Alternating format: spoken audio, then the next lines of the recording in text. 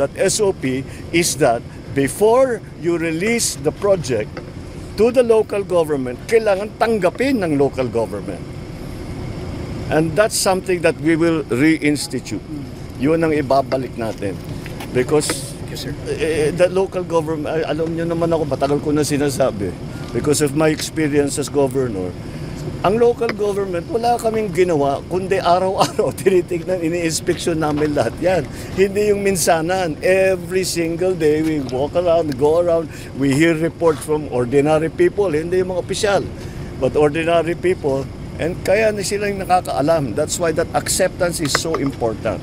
And that's what we are going to reinstate. Nakita ngayon namin yung erosion sa ilalim ng kalsada, which is the most important part, ay wala na-erode na dahil yung ginawa nilang protection wall ay ubod ng hina, ubod ng liit.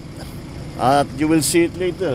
You can see it there sa ilalim ng tunnel, talagang na-erode na dahil yung slope protection dito sa baba sa tabi ng ilog ay napakababa at napakahina.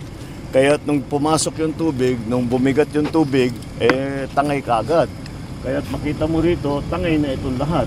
This was all destroyed because of the landslide here, the rock slide here, and the erosion under the road. Ayun tinatawag na rock netting. Kung makita ninyo, may mga netting na dinalagay sa Unang-una, because napaka-notorious ng rock netting as corruption, pinagbawal na ang rock netting. So, pero ginawa pa rin. Pinagbawal na yan Pero ginawa pa rin. Bukod pa doon, kilala ko ang supplier ng rock netting. Ang presyo ng rock netting is 3,200 pesos. Ang chinarge sa gobyerno is more than 12,000 pesos. So times 4. So 75% ng kontrata kinikback. Here's the problem here. This is 260 million project.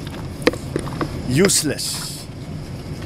Parang tinapon mo yung pera sa ilog. Useless.